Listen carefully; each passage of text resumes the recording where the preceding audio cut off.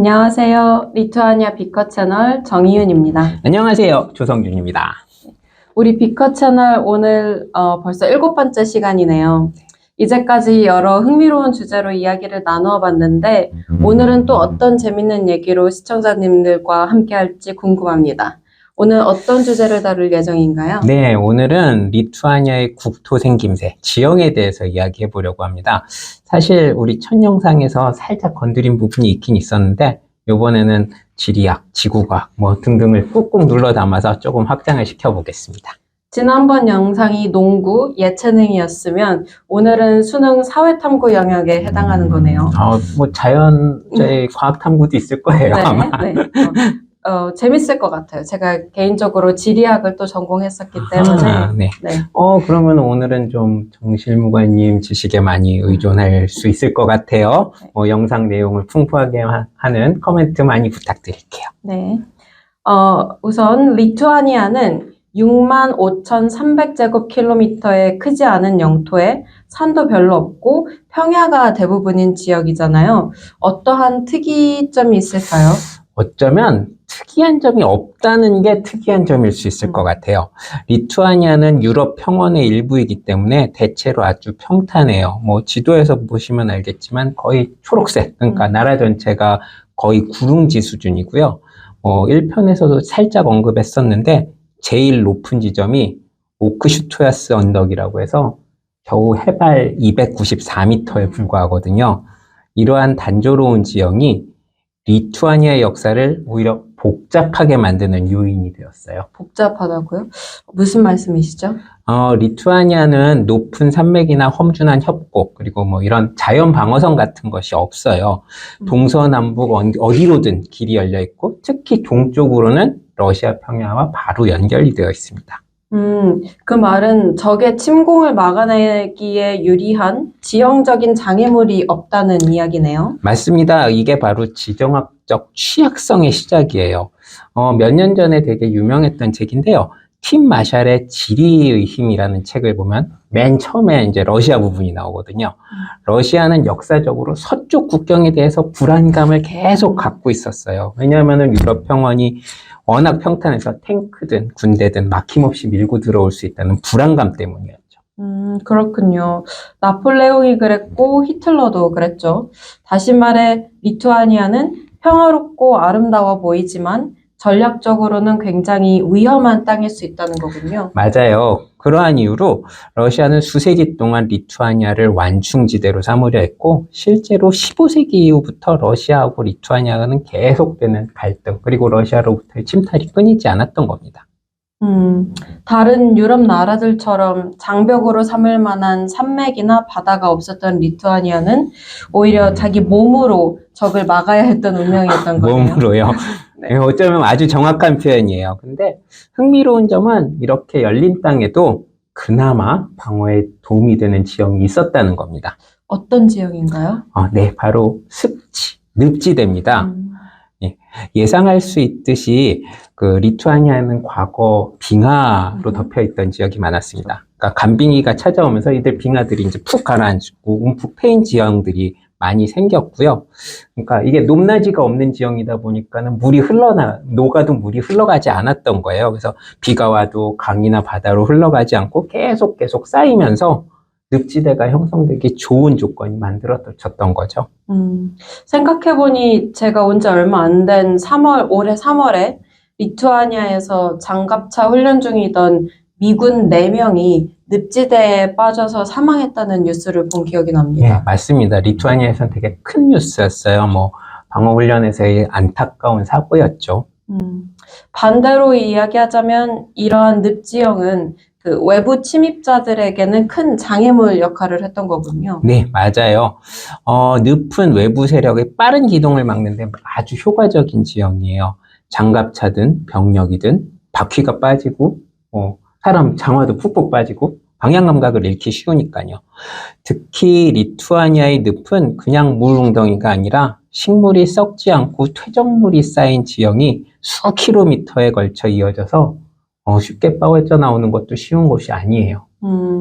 여기서 저희가 하나 복습을 할 수 있을 것 같습니다.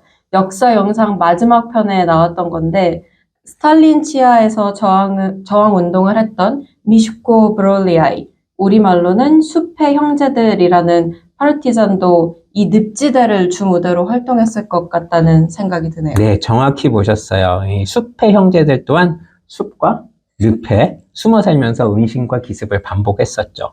그때 늪은 단순한 자연지형을 넘어서 살아남기 위한 방패였다고도 할 수 있겠습니다.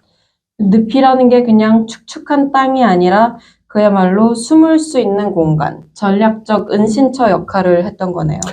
맞습니다. 재밌는 건 이런 늪의 특성이 신화와 전설에도 그대로 반영되어 있다는 점이에요.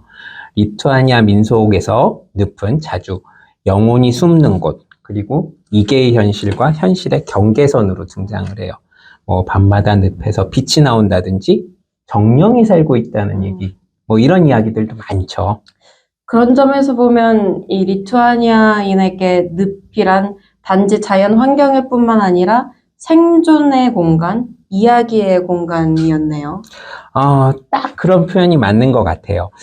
현실에선 침략으로부터 몸을 숨기던 공간, 정신적으로는 상처와 기억을 담는 공간. 늪은 리투아니아의 역사와 정서가 뭔가 겹겹이 내려앉은 장소라고 볼 수 있어요. 지금 말씀을 들으면서 떠오르는 게 그 리투아니아의 늪이 마치 한국인들에게는 지리산이나 백두대간 같은 역할을 했겠다라는 생각이 드네요. 숨고 버티고. 아까 좀 풍부한 얘기를 해달라고 했더니 역시 기대를 저버리지 않고 좋은 비유를 드셨어요. 네, 저도 비슷한 개념으로 받아들일 수 있는 것 같아요. 리투아니아의 늪은 눈에 띄진 않지만 단조로운 지형의 리투아니아를 지켜낸 조용한 요새였다고 할 수 있을 것 같아요. 이번에는 화자를 좀 돌려보려고 합니다. 제가 리투아니아에 처음 도착했던 겨울에는 날씨가 그렇게 좋지 않아서 잘 몰랐다가 이제서야 좀 알게 됐는데 이 리투아니아에서는 다양한 형태의 구름들을 쉽게 관측할 수 있겠더라고요. 뭉게구름이라고 불리는 저군, 깃털구름으로 불리는 권운, 그리고 양떼구름의 층운까지 이렇게 다양한 구름들을 볼 수 있는 이유는 뭐가 있을까요? 이것도 지형의 영향이 있을까요? 네, 좋은 질문이에요. 네, 리투아니아에서는 정말로 다양한 구름을 관측할 수 있죠. 그런데 그 이유가 단순히 그 지형 때문만이라고 보기는 어렵고요. 몇 가지 요소가 복합적으로 작용한다고 하네요. 지역만의 문제는 아닌 거군요, 역시. 네, 그렇죠. 일단 리투아니아는 유럽에서도 중위도 냉대 기후에 속하거든요. 대서양에서 오는 석풍과 그다음에 발트에서 오는 수분, 그리고 때때로는 이제 대륙에서 오는 찬 공기까지 우리 고등학교 때 배웠던 기단들이라고 하는데 이 여러 기단들이 겹치는 지역이에요. 이렇게 공기의 흐름이 복잡하고 상층과 하층의 온도가 차이가 커지면 이제 전선이 생기고 다양한 구름이 형성될 조건들이 생기는 거죠. 그럼 하루만 하늘을 관측을 해도 아침에는 깃털구름, 점심에는 양떼구름, 오후에는 뭉게구름 이런 식으로 계속 바뀔 수도 있다는 거겠네요. 직접 관찰하셨다면서요. 그죠? 네. 실제로 그런 날 진짜 많잖아요. 보셨죠? 그죠? 예. 특히 봄과 가을에는 기온과 습도의 변화가 극심해서 여러 종류의 구름이 계속 연속적으로 나타나요. 요즘 여름인데도 요즘 비슷한 것 같기도 하고요. 그죠? 리투아니아처럼 이렇게 계절간 전이되어 있는 나라에서는 이런 일이 자주 벌어진다고 해요. 근데 제가 느꼈던 건 구름이 많다도 있지만 구름이 굉장히 잘 보인다라는 느낌을 받았습니다. 이거에는 지형의 영향이 좀 크게 있을까요? 그게 어쩌면 가장 지형의 영향을 받는 거 아닐까 싶어요. 왜냐하면 평탄한 지형 때문에 시야가 정말로 넓게 확보되거든요. 높은 산도 없고, 그다음에 스카이라인도 몇 군데 없다 보니까 수평선부터 하늘 꼭대기까지 구름의 발달 과정을 통째로 볼 수가 있어요. 그러니까 낮은 층은 중간에 고저군, 그다음 위쪽에 깃털 권운까지 한 화면에 그냥 한 화면에 그냥 들어올 때가 많은 거예요. 그래서 구름이 많이 그리고 또 다양하게 있다고 느낀 거군요, 제가. 그렇죠. 게다가 여기는 해안선과 내륙의 기후 요소가 또 교차하는 지점이라서 바다에서 생기는 해무, 그 다음에 해안 저층운, 그 그리고 내륙, 대륙으로 뭐 이런 것들이 동시에 나타나기도 합니다. 그러고 보니 리투아니아의 하늘을 찍은 사진은 하늘이 참 웅장한 느낌이더라고요. 그래서인지 풍경을 하늘에서 직접 내려다볼 수 있는 열기구 관광 상품도 꽤 인기가 많은 것 같더라고요. 가격은 조금 있지만. 좀 비싸긴 하더라고요. 네, 산이 없어서 그런지 하늘이 그냥 수직적으로만 아니라 수평적으로도 열려 있는 느낌이에요. 그래서 리투아니아 사람들에게 하늘은 단지 배경이 아니라 감정과 상상력을 담는 공간이기도 해요. 그러니까 지형은 평탄하지만 그 위에 하늘은 엄청나게 입체적이고 극적일 수 있다라는 네, 말씀이죠. 바로 그 점이 리투아니아 풍경의 매력입니다. 아래는 평평하고 고요하지만 위에는 변화무쌍하고 깊은 드라마가 펼쳐진다고 할 수 있는 거죠. 네. 그런데 이렇게 평탄한 리투아니아에서도 세계적으로 아주 독특한 지형이 있는 걸로 알고 있습니다. 바다와 육지 사이를 막고 있는 모래 지형이 있다면서요? 네, 이러한 지형으로 유명한 데는 남쪽에 베네치아가 있을 거예요. 베네치아는 이러한 그 바닷가에 형성된 사주로 유명한데, 리투아니아에는 이보다 더 큰 쿠로니아 사주라는 곳이 있어요. 베네치아 사주의 길이가 겨우 13km에 불과한데도 매우 유명한데, 여기 쿠로니아 사주는 무려 98km에 달하니까, 더 특별한 지형이라고 할 수 있어요. 저는 7월 초에, 오랜만에 빌뉴스를 드디어 벗어나 휴가로서 2박 3일 일정으로 한번 다녀왔는데, 정말로 매우 특별한 곳이라는 인상을 받고 돌아왔습니다. 직접 다녀오셨군요. 제가 알기로 사주는 바람이랑 파도에 의해 바닷가를 따라 모래가 쌓이는 거잖아요. 그 모래 언덕이 바닷물을 막으면서 안쪽에 호수처럼 석호가 생기고 우리나라 동해안에도 많잖아요. 경포호, 영랑호 등등. 작은 규모의 사주와 석호도 운치가 아주 넘치는데 이게 100km에 달하는 쿠로니아 사주, 쿠로니아 석호는 또 어떻던가요? 예, 아주 특별했어요. 이 쿠로니아 사주를 들어가려면 그 쿠로니아 석호가 바다와 연결되는 입구 쪽에 클라이페다라는 항구가 있거든요. 여기서 페리를 타고 들어가야 돼요. 클라이페다는 리투아니아에서 세 번째로 큰 도시이자 무역항이기도 해요. 아직은 지금 인구 20만의 작은 도시이긴 하지만 이렇게 파도를 막아주는 사주가 있어서 앞으로 발트 지역의 경제 규모만 커진다면 국제 교역 도시로 성장할 잠재력이 매우 풍부한 도시예요. 여기서부터 이제 여행이 출발을 시작을 하죠. 지리적으로 또 재미있는 이야기가 있을까요? 예, 제가 찍은 사진을 좀 몇 장 보여드릴게요. 이처럼 그러니까 숲이 있고 그 다음에 초원이 있는데 거기서 조금만 넘어가면 그죠? 사구라고 불리는 모래 언덕이 나와요. 그리고 이게 아주 특이한 풍경이 여기서 끝이 아니라 마지막에는 하나 더 넘어가면 석호, 그러니까 아까 말씀하신 그 잔잔한 바다까지 보니까 계속 연이어 나가는 그 장면의 스펙트럼이 바뀌는 아주 독특한 효과가 일어나요. 흔히 볼 수 있는 백사장이 아니라 사막이 연상되는 만큼의 큰 규모의 모래 언덕인 거군요. 근데 그러면 사막처럼 바람에 따라서 이 모래 언덕들도 이동을 하는 건가요? 지금은 아니에요. 굉장히 단단하더라고요. 근데 하지만 18, 19세기에는 그랬다고 하네요. 특히 이제 데드 듀운스라고 불리는 구역이 있는데 여기는 과거 여러 마을들이 실제로 사고에 모래 언덕에 매몰된 장소라고 합니다. 18, 19세기를 통틀어서 전체적으로 13개, 14개에 가까운 마을이 사라졌다고 전해져요. 왜 그런 거죠?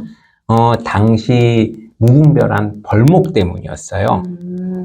그러니까 나무가 사라지니까 모래를 이렇게 꽉 붙잡아 줄 게 없어졌던 거군요. 예, 맞습니다. 원래는 사주 위에도 그 송백류 중심의 숲이 빽빽했어요. 근데 사람들이 벌목으로 나무가 사라졌고, 나무가 사라지니까 모래가 바람을 타고 이동하기 시작을 했어요. 그 결과 마을 전체가 이동하는 사고에 묻혀져 버릴 정도로 엄청난 그 지형의 변화가 생겼던 거예요. 주민들은 모래를 막으려고 애를 썼는데, 소용이 없었다고 합니다. 그럼 지금도 그 마을에 흔적이 남아있나요? 그러니까 건물이나 구조물은 거의 보이지 않아요. 그냥 사고 꼭대기에서 보면 저 아래 어딘가에 마을이 있다라는 느낌이 들죠. 그러니까 자연이 덮어버린 역사랄까요? 굉장히 시적인데요. 그런, 사막도 아닌 나라에서 사고가 사람과 마을을 삼켰다니. 그래서 데드 듀운스라는 이름이 붙은 거군요. 맞아요. 지금은 이제 그 어떤 이유에서 이런 사고 이동이 일어나는지 알았기 때문에 이제 이 사고 이동을 막기 위해서 이제 나무 심기 등 복원 작업들이 활발하게 진행이 되었고, 뭐 일부 기관은 아예 출입이 통제된 상태로 이제 국립공원 보호지구로 지정돼 있기도 합니다. 크로니아 사주 하면 또 하나 떠오르는 게 호박이잖아요. 관광지 소개 자료에 항상 호박 줍기 체험 이런 게 있었는데 직접 가보셨으니까 호박 줍기 체험도 직접 해보셨나요? 그 2박 3일 일정에 가능한 게 있고 불가능한 게 있어요. 네. 시도도 안 해봤고요. 그리고 일단은 또 중요한 전제 조건이 폭풍이 불어야 한다는 조건이 있어요. 호박 줍기를 하는. 왜냐하면 바다 밑에 있는 뭐 호박들이 떠오르는 거거든요. 그러니까는 폭풍이 불어야 하는데 폭풍이 오면은 휴가를 망치게 되죠. 그래서 그 대신 저는 그 국경마을인 니다라는 곳에 있는 호박박물관에 갔다 왔었어요. 거기서 지금 뭐 자료화면으로도 보여드릴 수 있는데 그 썬더스톤, 우리말로 번개돌이라고 불리는 거의 축구공만한 호박을 봤어요. 그거 1편에서 얘기하셨던 엠버로드, 고대 호박 교역료 이야기랑도 연결이 되겠네요. 똑같은 내용들이 그 호박 박물관에 전시가 돼 있더라고요. 정확히 연결되는 부분이고요. 이 쿠로니아 사주에서 채집된 호박들이 이제 엠버로드를 따라서 도나우강, 그다음 이제 뭐 남유럽으로도 가고 로마, 지중해권까지 연결됐다는 이야기가 전해집니다. 그런데 이 아름다운 사주도 이 100km 전체가 리투아니아 땅은 아니잖아요. 사주의 남쪽은 러시아 칼리닝그라드 주에 속해 있죠. 네, 맞습니다. 쿠로니아 사주는 북쪽 52km 정도는 리투아니아, 남쪽 46km는 러시아 칼리닝그라드 영토에 포함이 돼 있어요. 그래서 국경 초소가 존재하고 국경선이 이제 보이고 그 다음에 대체로 자유롭지만 극히 일부 구간은 이제 관광객 진입이 제한되는 부분도 있습니다.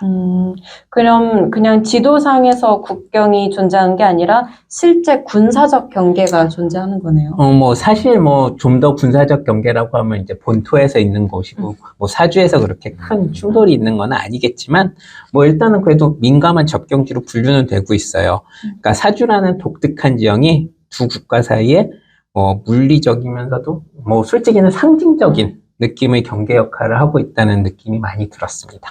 시작할 때도 러시아 얘기가 잠깐 나왔는데 오늘 이야기의 시작도 러시아, 끝도 러시아네요. 괜찮은가요, 저희? 그래요. 또 러시아로 시작해서 러시아로 끝나버렸어요. 뭐 조금 더 다른 얘기를 해볼까요? 그렇죠. 네. 그러면 여름 여행지 관련돼서 얘기를 해보죠. 인기가 정말 많아졌다고 들었거든요. 네, 맞아요. 지금 뭐 워낙 덥잖아요. 지금 한국에 계신 분들도 되게 더위로 고생하고 계실 텐데, 여긴 여름에도 그러니까 최고 기온이 한 20도 초반으로 선선하고요. 그다음 뭐 바닷바람도 시원해서 자전거 여행, 해변 산책, 하이킹, 조금 잔잔한 활동을 하기에 딱 좋은 곳이에요.